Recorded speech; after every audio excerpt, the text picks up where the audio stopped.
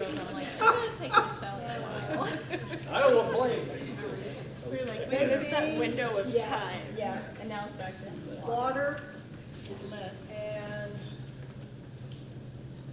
we can always use a dessert, meaning a finger dessert, like cupcakes, cookies, brownies, Okay. that kind of thing. So baked beans, water, and finger food dessert, cupcakes, brownies, all that good stuff. Yeah. And if you want coleslaw on your hot dog, somebody needs to make it. Okay. So if you want coleslaw, you better get it. Better get it. We don't want it on ours. So we have that coming up this Sunday.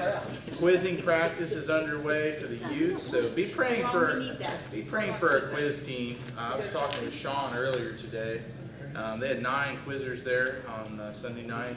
So remember our quizzers, and that the Lord would use that time to just speak through His Word. They're in the Gospel of John, my favorite Gospel, and they're all good. But I just love the imagery of John. It's just so beautiful. So remember our quizzers in that. Eastside Food Pantry is this Saturday ahead. So if you ever come and help out with that, we'd love to have you come, and we'll look forward to that time together. Secret Sister Reveal is on the 15th, and that is at 11 o'clock in the activity building. So ladies, if you're part of Secret Sister or you want to be part of Secret Sister, please be at that reveal party, and we'll look forward to that time. As well, fantasy football, we have 3 leagues filled currently, and we are trying to fill that 4th league. So if anybody here, you know anybody in our church or around our church, and by the way, those leagues are not just meant for people of our church. Those leagues are meant for friends of yours, people you know. We love when we gather together to draft. We have a great time, have a devotional. There's a devotional sent out throughout the week. One day of the week. So please, please, please, if you have a friend who loves to play sport, or loves sports, loves to play fantasy football, love to have them be part of it. And we look forward to that. And that's coming up on the 30th of this month. We heard on Sunday we have reached our goal of $1,200 for the Pregnancy Resource Center, and that's awesome. Thank you for your generosity in that regard. We're going to receive funds. We'll always receive funds, but technically we will receive funds over the next 2 Sundays, and that way then we'll be getting ready for Alabaster in the month of September.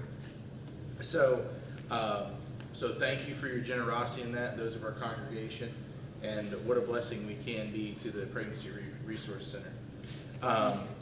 Also, we've received over $1,000 for flood relief in the Weston Buchanan area, and that was just in one Sunday, or one week. So thank you to those who've given to that. We will also send that to the district so they can get that to Weston Buchanan.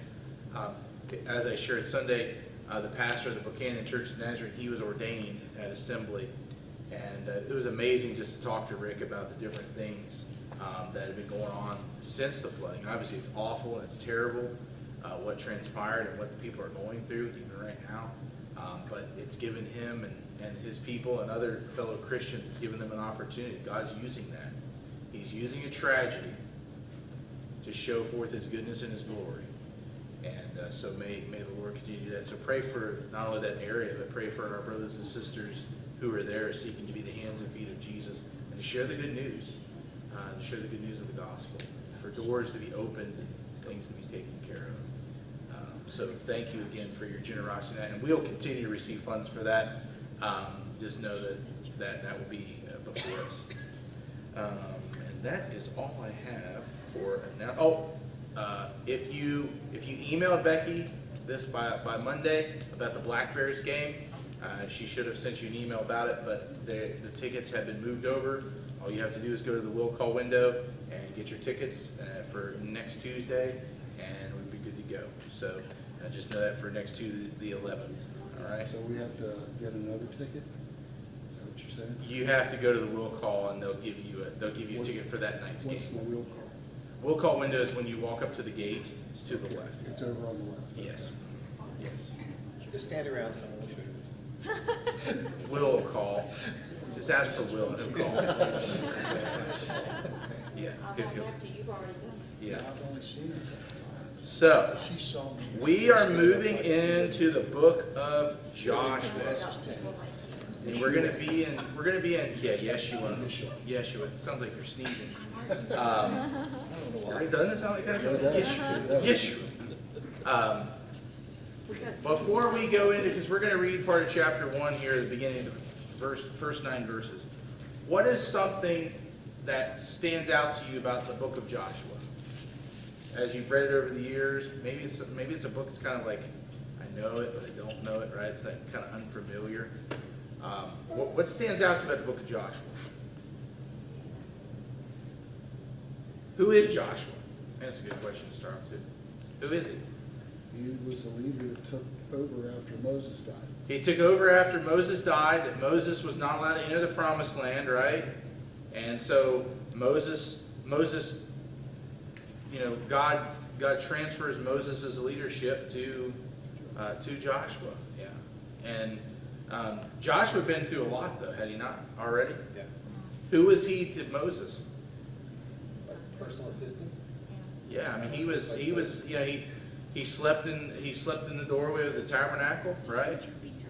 At times he helped out. He was one of the spies that went into the land originally, right? Him and Caleb said, "Yes, we can," and the others said, "No way, they're too big, right? They're too big. They're giants." And they said we're like grasshoppers. Grasshoppers.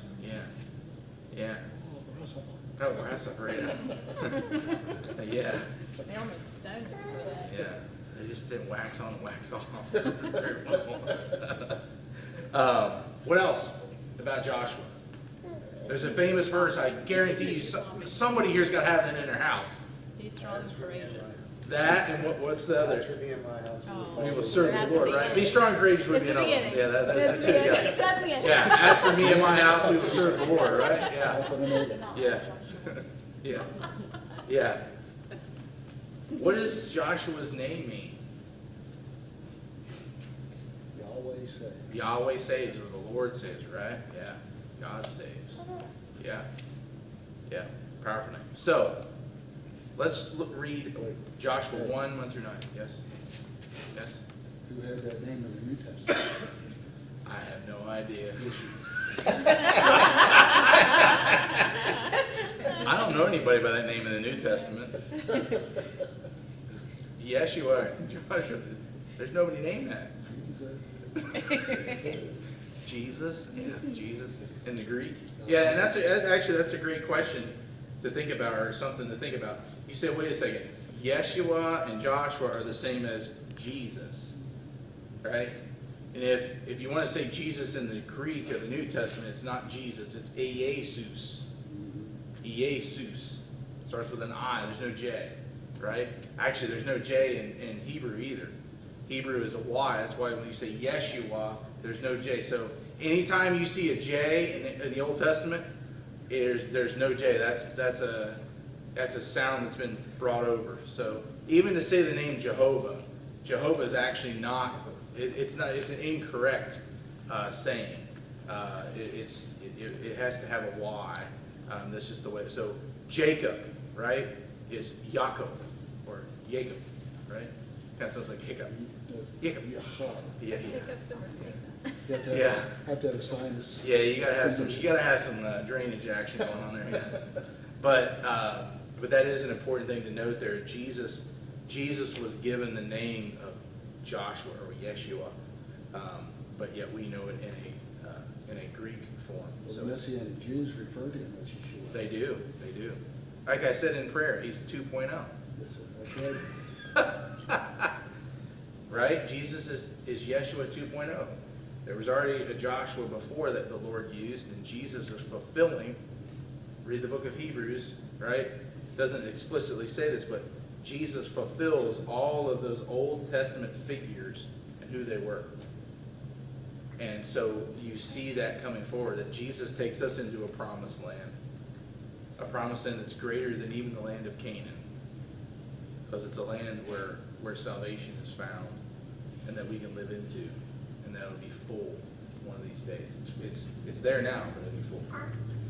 So let's read Joshua 1:1-9. And several of the things we were talking about already will be there, but hear these words. After the death of Moses, the Lord's servant, the Lord spoke to Joshua, son of Nun, Moses' assistant.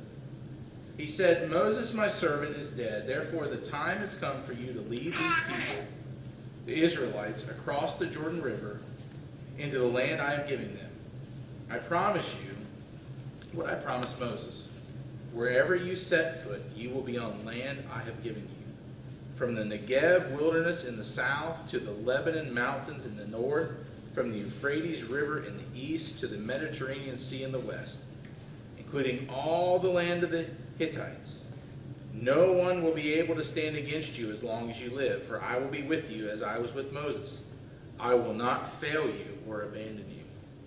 Be strong and courageous, for you are the one who will lead these people to possess all the land I swore to their ancestors I would give them. Be strong and very courageous. Be careful to obey all the instructions Moses gave you. Do not deviate from them, turning either to the right or to the left. Then you will be successful in everything you do. Study the book of instruction continually. Meditate on it day and night, so you will be sure to obey everything written in it.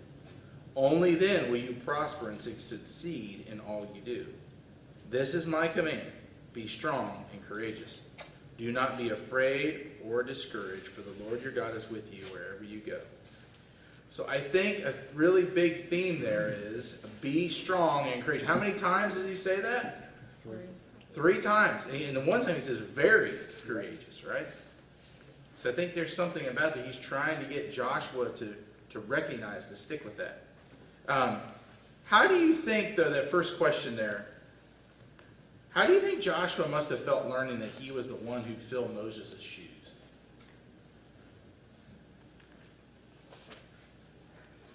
Again, Joshua was his assistant. He was Moses' assistant. So he knew a lot of the things that had gone on, right?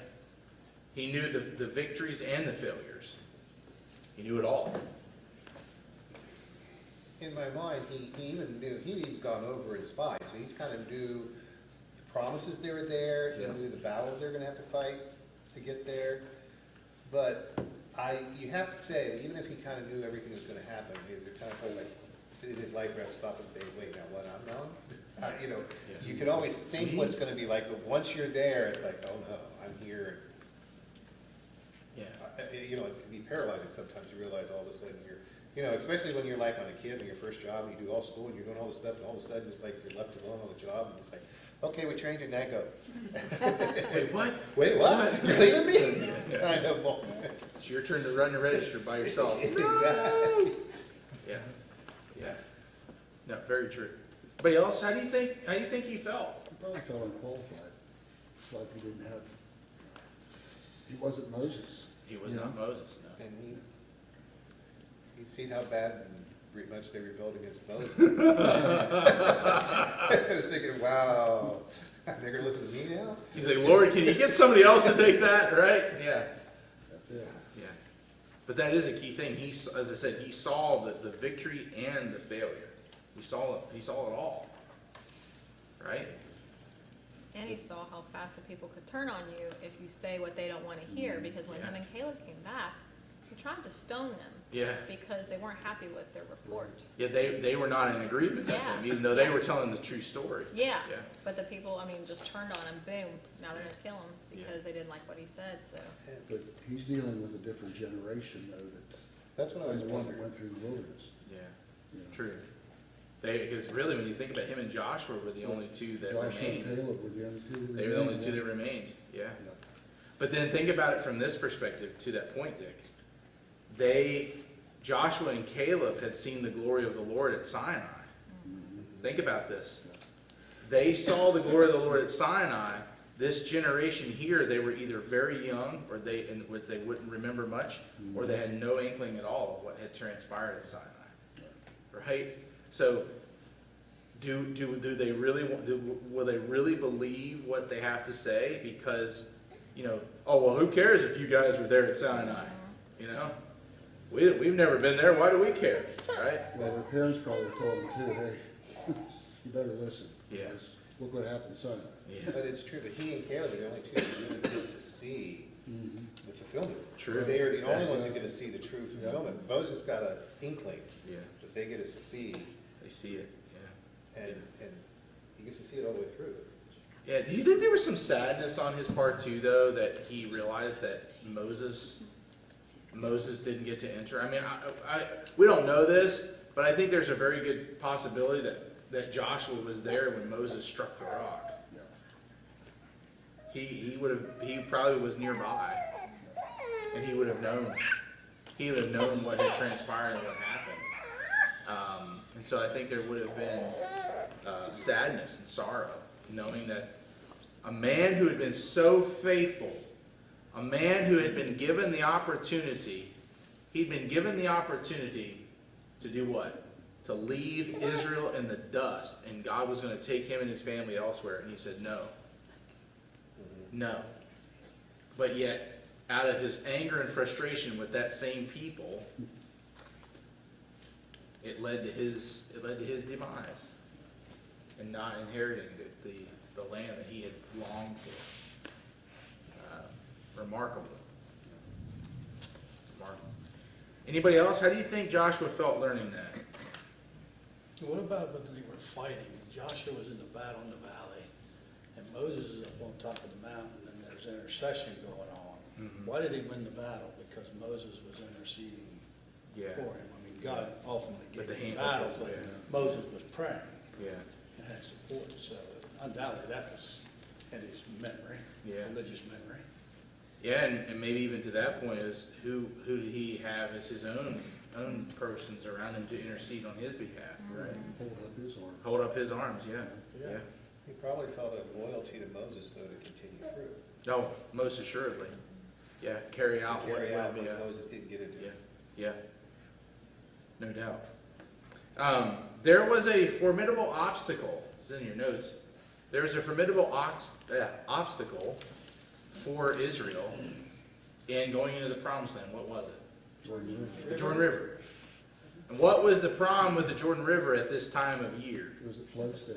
It was at flood stage. So you and I have seen the Mon and here in recent weeks, it's been pretty nasty looking and pretty wild. And they tell you not to go in flood stage waters. I mean, it's risky to go into waters at normal depth, but flood stage, you never know what's being carried in the water, right? You don't know if there's logs, if there's rocks, if there's, well, for us, power lines or other debris. And then that's just the things in the water that are seen. Then there's obviously bacteria and other things that can be in the water that can cause a lot of havoc and harm. But here they are trying to cross the flood stage. Remember, we've already said this. They did not come through the Red Sea. This generation did not do that. They did not come through. They were not born yet. They came after the 40 years. Caleb and Joshua. Except for Caleb and Joshua. That's right.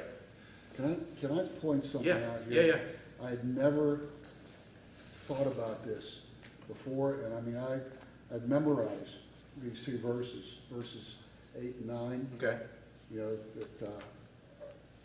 that this book of law will not depart from your mouth, that you'll meditate on it day and night. Mm-hmm. This is the first time. Moses is dead now. Right. Moses wrote the Torah. So they now have the Torah. So all of a sudden now they have the book of the law. They never had it before. Right. Now they have it. Right. And it never really struck me until I read it Yeah, today. here it is, right? Yeah, it's here. Yeah. Yeah, no, that's a great point. That, yeah, he had the foundation of the Torah Right. there before him. Yeah, that's a great point. So answer the second question there. I'm sorry. No, you're good. You're good. But you know, with that though, Moses was the voice of God, Yeah. and now he's gone. Uh-huh. Even though they have the law, Mhm.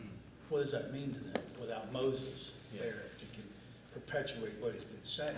Yeah, he's So the now lawgiver. they're Yeah. shifting you know, there's a big transition, not just Joshua, but what are they gonna do with what God has said to them in the process? Yeah, no doubt. Have you ever faced an obstacle that seemed impossible to cross over?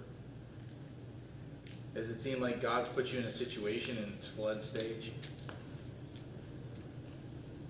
I mean, it's hard enough to ford a river in terms of some things in life, but flood stage makes it worse, doesn't it?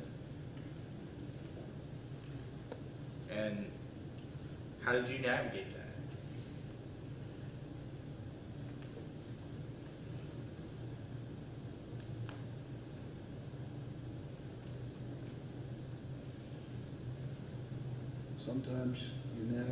Sometimes you navigate it fairly well, and then other times you don't.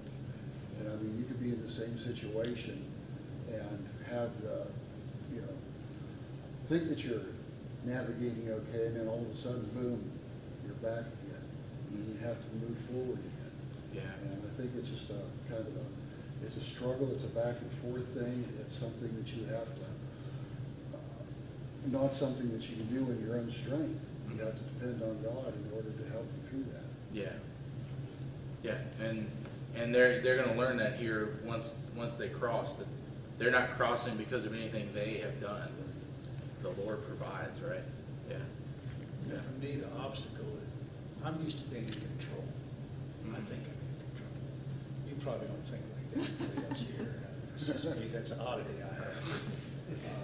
You know, quirk. But when an obstacle comes, that's all turned upside down.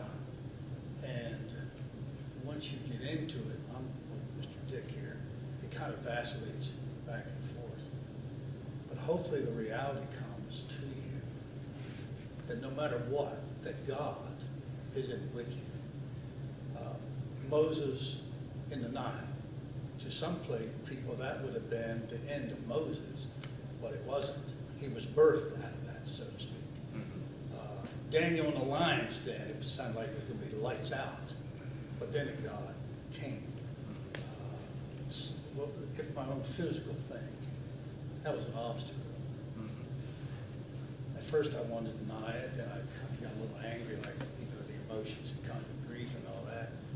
But then I had to resign myself that I can't control it, I can't change it, and really I didn't cause it. But God was the only one that was going to see me through it in a partnership, and that's what it takes. And Yeah. If we live long enough, we will have obstacles. I don't think any of us would disagree with that. That's just life. But when you begin to learn what it is to suffer, and then you relate that to Christ suffering for us, I think that changes our perspective on life itself. Yeah. That suffering sometimes is not the worst thing. It could be the best thing that ever happened to us to get us back to where we need to be in relationship with the Father and with other people. Yeah, that's where It's all we allow it to do. You know, what we do with it. How do we give it to God, or we try to cross ourselves? If we cross ourselves, we're going to drown. You know, but that's my own personal take. Well, that's where we were in Galatians last week, remember? What did Paul say to the Galatians? That the false teachers, the Judaizers, what were they doing? They were unwilling to speak of the crucifixion of Jesus and live according to that. And thus they were denying who Jesus was, and they were not willing to suffer or be persecuted for that. And so then they were showing who they truly were in that way. Yes, Colin. And the thing about when you're in a flood stage in life, when things hit you really hard, I go what Colin, back to what Fred said, your instincts are wrong. Usually your instincts are against you. Because my friend Christy, growing up in high school with her, she was on the swim team, did all, you know, swam all her life, and she was telling me about when she did whitewater rafting the one time.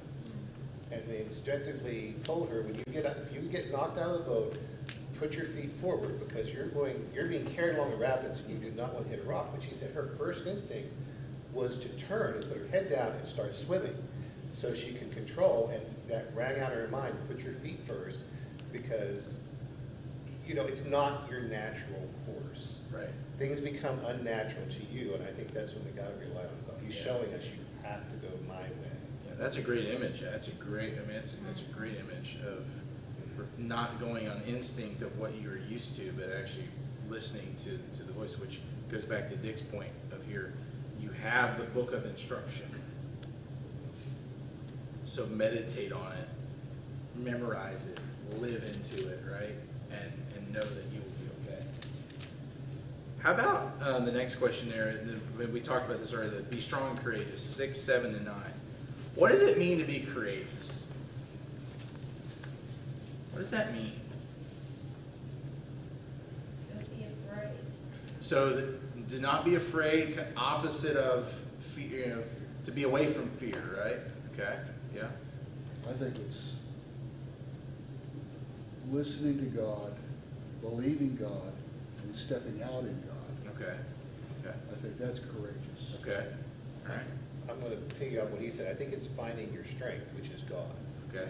Which be strong and courageous. Yeah, because that's finding, how do you be courageous, is digging in and finding out where my strength comes from. Okay. And what else? These are not all, everybody's not wrong here. Just see what are we adding to it? What do you think? Courageous. Sometimes courage means that you're all alone. Uh-huh. Right. Sometimes being the courageous one to step forward and do something means that everybody's back there and you're the only one out there in the Yeah. front lines. Yeah. That you have to stand. You have to stand in that moment, right? Yeah. By yourself. Yeah. Yeah. Yeah. It's, you know, it's, to me also, it's part of that, of trusting. If you can't trust God for the little things, you're not gonna trust Him for the big things, especially when it comes to obstacles.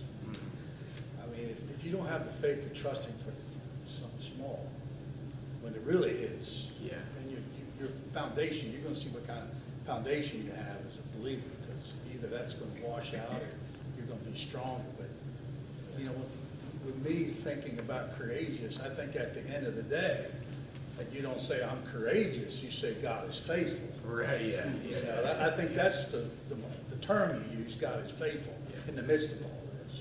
Yeah, courageous is not just Me. merely about us. No, Yeah, it's not. Yeah, I noted the ability to lead and come through various things that present themselves. I think courageous also carries with it a level of flexibility, right? That to be courageous, because we don't know what's going to hit us, right? And we've got to be able to stand in the midst of all that and sort through that along the way. The flexibility of being able to admit you're wrong and backtrack. Yeah. Do what you need Yeah, to do. yeah. Yeah, and then another thing I wrote down was maturity as a leader.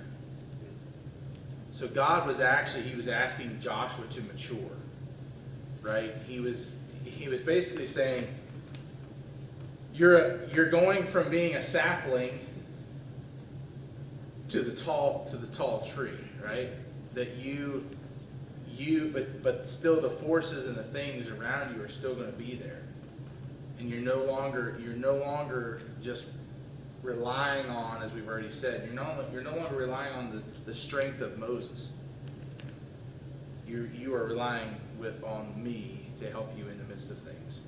The storms that come, the winds that blow, everything going on. Learning to grow at the age of 80. Yeah, at the age of 80, yes, yes. There's hope for us. He's just entering his youth. He's just entering his youth. Yeah. And think about this. He's asking him to be strong and courageous, not merely because of internal threats among Israel, but also external threats. But it's not merely that the external threats, though, are the ones that are most pressing. Joshua knew that some of the internal was just as dangerous as the external, right? They could be more dangerous. Maybe more, right? I mean, he had some things going on there, and so he knew that. And by the way, the goal, the plan, the vision was to do what? To enter the promised land. That's where they needed to be. That's what God had provided. That's what He had promised. That was the goal for His people, to dwell in the land flowing with milk and honey, right? Not only to enter enter, but to conquer. To conquer and to settle. So, And to settle, yeah. So that's yeah, or some scripture, certain translations they'll say inherit and possess. Sometimes inheritance doesn't always come to possession, does it? Or it's not possessed in the way that's needed. It's not valued. Yeah, it's not bad. It's like, oh, Grandma left me a pair of socks. Great, right? But that's not what this is. That's not what this is about. This is much more than that. The kind of courage God called the Israelites to wasn't primarily about conquering enemies or doing grand acts. Instead, God told his people to be strong and courageous in distributing the land in verse 6 and observing his commandments in verses 7 and 8. Why was God wanting them to be strong and courageous in distributing the land? Why would that be an issue? that could be internal too. But I want that one. But we wanted the hill. We wanted the bottom. We wanted the bottom land, not that, right? Yeah, we didn't want that side. We wanted this side. When you get later, and we'll get there, but when you get later into chapter 1, moving toward chapter 2, Joshua will go to the tribes that are on the east side, the Transjordan tribes, and what will he tell them to do? Though you got to come to battle, right? You got to come. You got to send your warriors to fight with us to take the land. Then you can return home. But we will fight together as the people, even though you're on the other side of the you're on the other side of the Jordan. That's the land given to you, but you must fight. Yeah. Why does obeying God sometimes require strength and courage? And I think we actually could say it usually requires strength and courage. Why is that? I want to say, because I don't think strength and courage is in our nature. Not in the broken and sinful. I mean, No. the broken sinfulness is not in our nature. Yeah. At least not in a way that seeks the Lord. Exactly. Yeah. Yeah. Others, what do you think? Why does obeying God sometimes require strength and courage? Millie, you already said the issue of standing alone, which goes with what you were saying, against things. That's definitely a part of it. What else? What about the fact that they were going to a place they'd never been? Right? They had heard about the promised land. They had heard about this land that they were to inherit, and it was the land of their forefathers. That's where Abraham and his family were buried. Right? But yet they had never been there. So wouldn't that be something that would take you out of your comfort zone because you're going to a land that you have no idea about? You're setting out for a land that who knows what to do with it? I'm wondering who's carrying Joseph's bones. Oh, who has Joseph's bones? Yeah. Because he's supposed to be Yeah. buried there too. You would think it would be Caleb or Joshua, but Yeah. we're never told that. Maybe it's Might be one of his, I thought it was on the trial. one of his descendants possibly. Yeah, could be one of his Manasseh. children, yeah. Yeah. But then can you imagine the significance of one of the two that obviously were at Sinai? They never met. Obviously they never met Joseph. Joseph had been gone for so long, right? But yeah. That just shows you how far back the promise is. All that promise goes way back Yeah, there. but again, that God put his bones there in his hand. Yeah.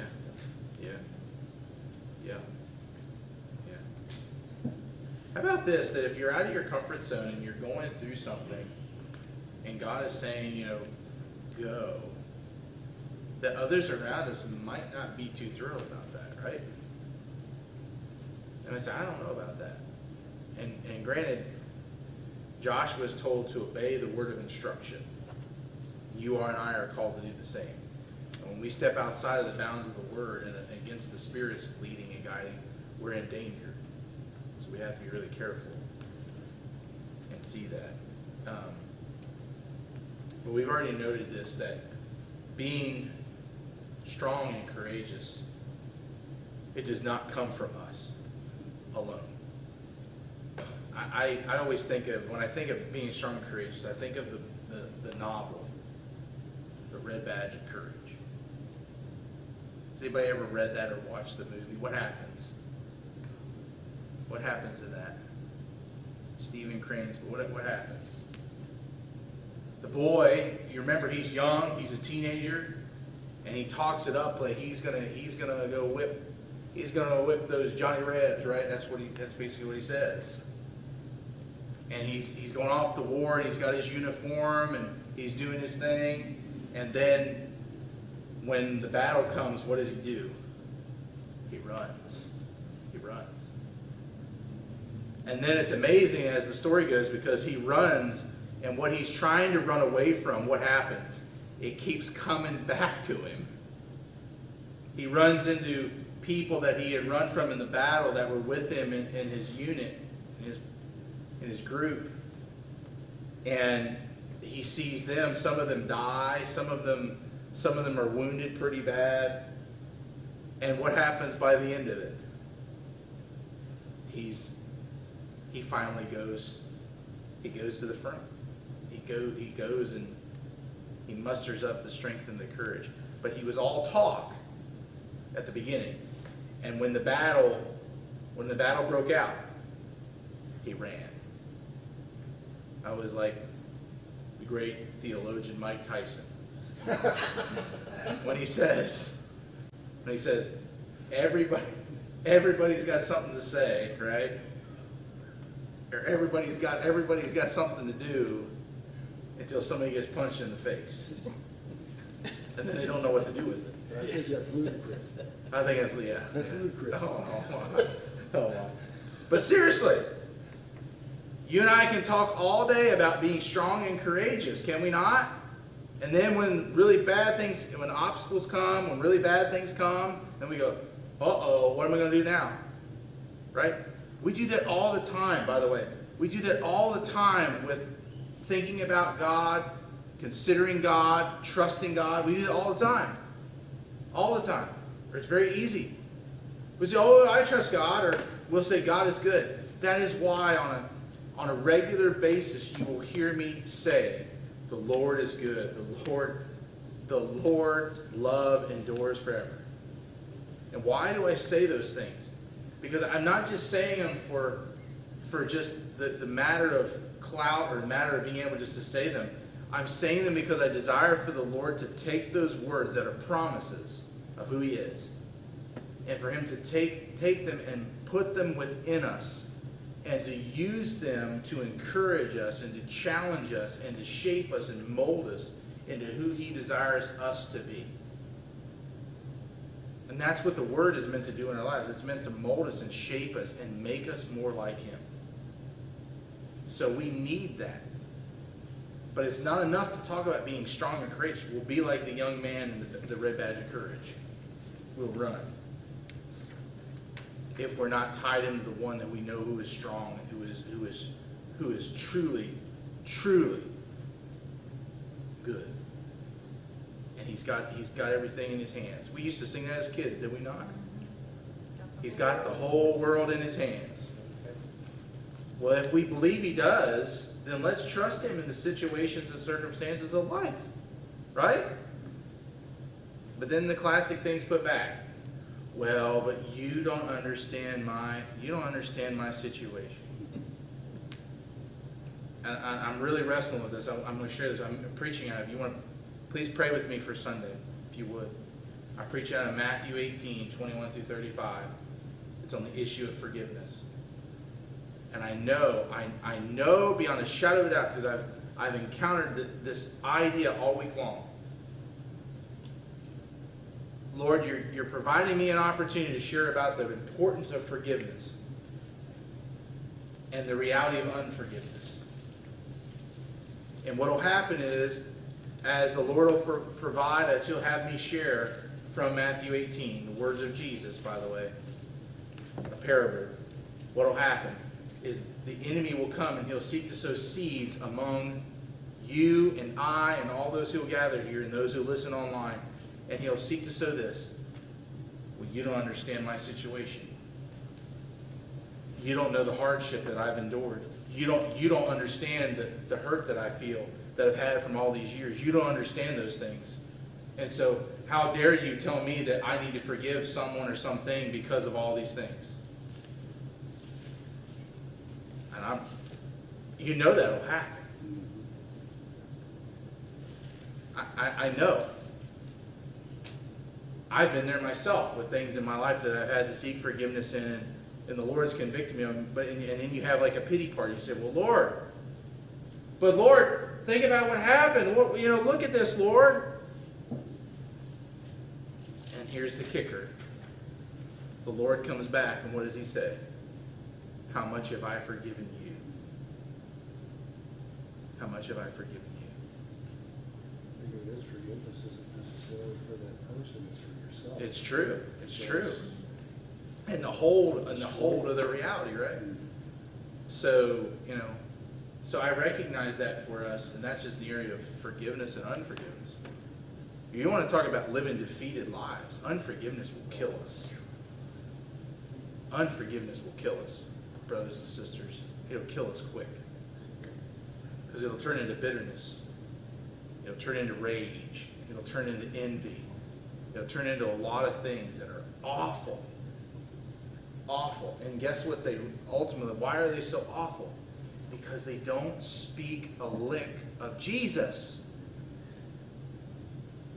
I'm giving you a little pre-sermon here, but that's okay. Watch that one. Yeah, I know you gotta watch that, right? That's free. That's free, yeah. But I'm serious. Like, we talk about the reality. Huh? I'll leave the light on. Yeah, I appreciate it. Appreciate it. It's all right. But I mean, seriously, think about that. We talk about that all the time. We talk about it all the time, like the things of Jesus. And there's things, if you and I don't let go of them, we're definitely not going to be in the line of Jesus. Yeah, Colin. Well, you're just talking about the courage to step out and be forgiving and all these things. So courage brings joy. Courage brings love. Courage True. brings all those wonderful things God brings us that we run from. I mean, True. why are we so backwards that we run to the selfish side and want to go to the side that brings us misery and frustration Yeah. and death and anger and broken relationships? When God's right there, He brings us the love and the joy and the healing and the restoration. Yeah. But we run from that. Yeah. We look at the act we have to do in ourselves instead of looking at all the promises and abundance that God gives us. Yeah. There's, if I might have a flashback here, I'm going back into prison. And there's some guys in prison, when they're locked in that cell, they call them cell gangsters. Because they're talking all this trash to everybody on the outside. You know why? Because that door's locked. Yep. But when that door's unlocked, whatever you said, you better be ready to back it up, because you're going to be tested. If you go around telling everybody how much you love God and how important He is to you, I can guarantee you, money in the bank, you better be ready to back it up, because you're going to be tested in what you said. And how you respond, you're either going to be a cell gangster or you're going to be the real thing. And, I was thinking this about being courageous and all that. I'm afraid so many times what we do, we try to solve everything on the horizontal level. We don't think spiritual. We're going to fix it through the senses and all these things. Our therapist is going to help us solve it. But really, we need to go to the horizontal because of the spiritual battle that we're going through. I've often wondered sometimes how many people in church really believe in spiritual warfare. Sometimes I think we don't take it serious enough. And you're going Pentecostal on me. No, I'm going what the Bible says. It's Paul made it very clear. It's a battle.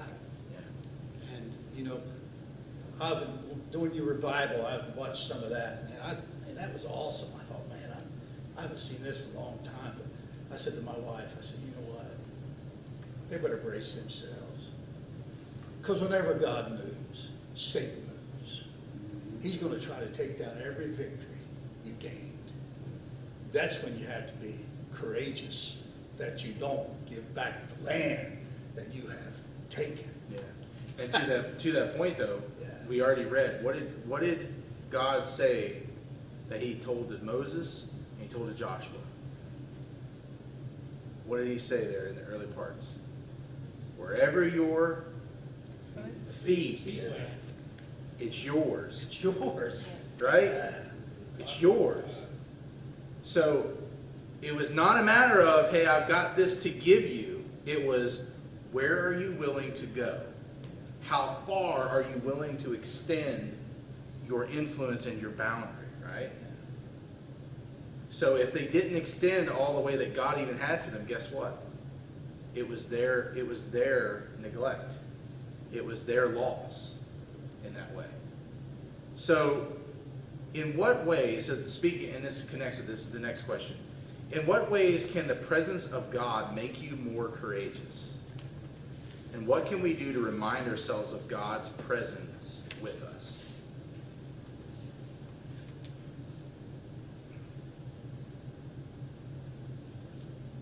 In what ways can the presence of God make you more courageous?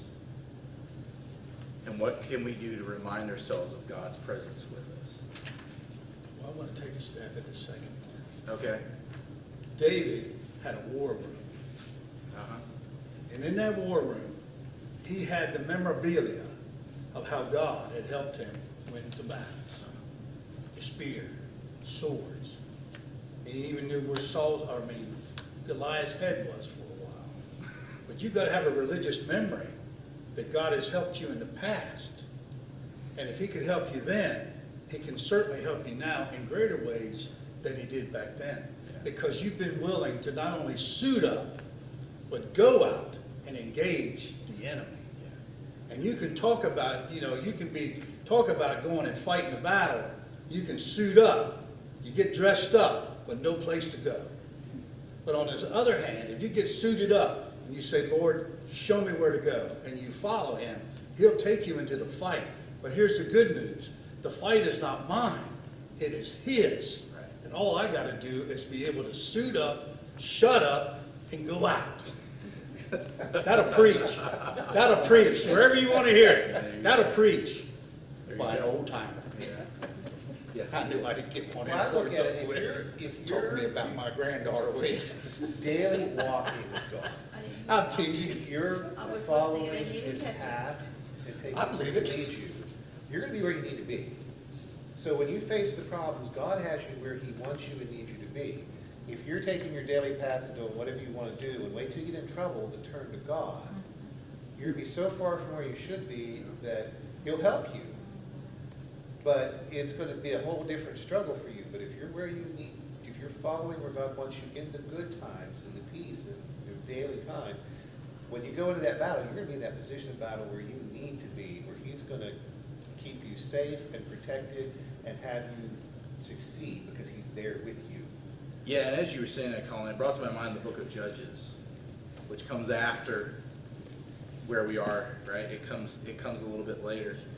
And if you read the book of Judges, what does it say? The word of the Lord was rare. So this is already going against, Dick, what you point out in 8 and 9, right? Right.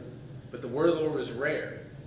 And so God would have to raise up judges to be a voice to his people, to be a kind of a centering for his people, a way back.